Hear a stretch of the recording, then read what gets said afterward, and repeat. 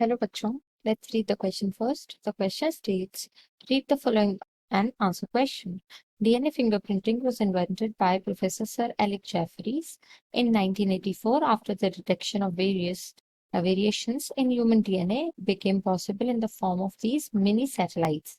DNA fingerprinting is a technique that simultaneously detects lots of mini satellites in the genome to produce a pattern unique to an individual. The probability of having two people with the same DNA fingerprint that are not identical twins is very small. Just like the actual fingerprint, DNA fingerprint is also unique to each individual.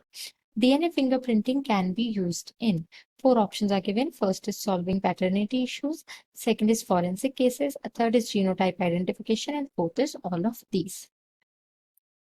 Question में कह रहे हैं कि following paragraph पढ़िए और question को answer करिए। तो इस पैराग्राफ में ये बताया गया है कि जो डीएनए फिंगरप्रिंटिंग का प्रोसेस है वो इन्वेंट किया था प्रोफेसर सर एलेक जेफरीज ने 1984 में, जब डिटेक्शन हो गया था ह्यूमन डीएनए में वेरिएशंस का मिनी सैटेलाइट्स के तौर पर। तो डीएनए फिंगरप्रिंटिंग जो है वो एक ऐसी टेक्निक है जो साइमल्टेनियसली डिटेक्ट करती है बहुत सारी मिनी सैटेलाइट्स जीनोम में, ताकि एक पैटर्न प्रोड्यूस कर सके, एक जो कि यूनिक रहेगा हर इंडिविजुअल के लिए।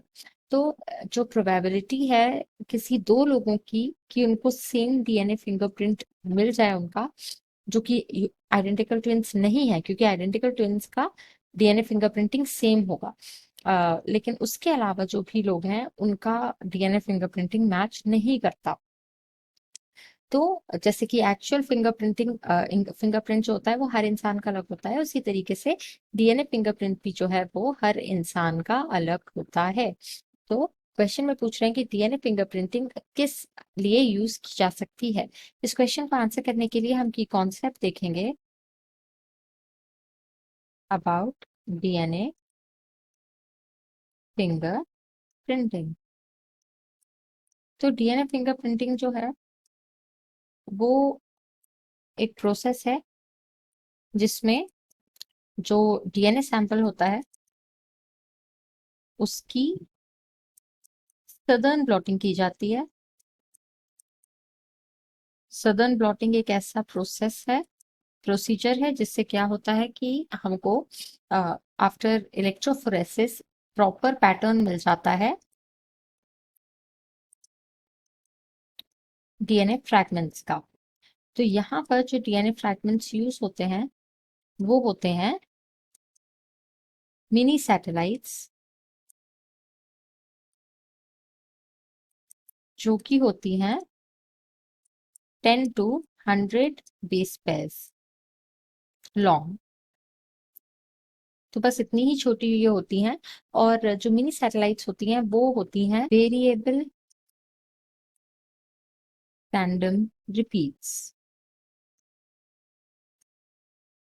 और VNTR, variable number random repeats. तो ये जो होते हैं ये हर इंडिविजुअल में यूनिक टू ईच इंडिविजुअल।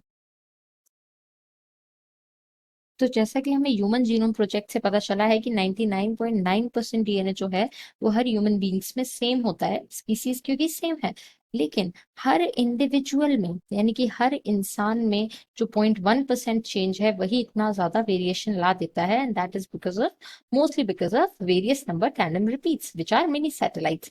तो ये हर इंडिविजुअल्स में डिफरेंट होती हैं।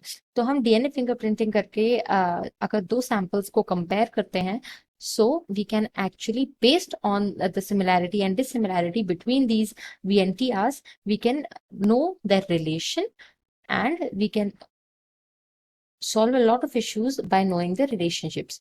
तो अब यहाँ पर क्वेश्चन में यही पूछ रहे हैं कि डीएनए फिंगर प्रिंटिंग किस लिए यूज की जा सकती है। तो पहला है सॉल्विंग पैटर्निटी इश्यूज। तो जैसा हमने डिस्कस किया कि based on the similarity between the samples of father and the son we can actually tell whether these two are related और नॉट।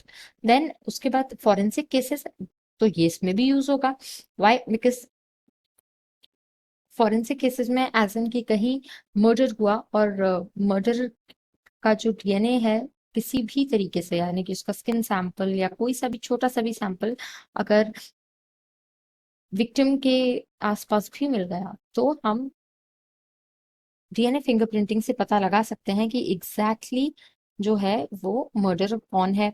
फिर उसके बाद सी में जीनोटाइप आइडेंटिफिकेशन की बात हो रही है, तो हम ये भी कर सकते हैं because VNTRs are specific to each human. तो यहाँ पर जो फोर्थ ऑप्शन है that is all of these, ये हमारा करेक्ट आंसर हो जाएगा। So the final answer to this question will be option number D. Hope you understood it well. All the best.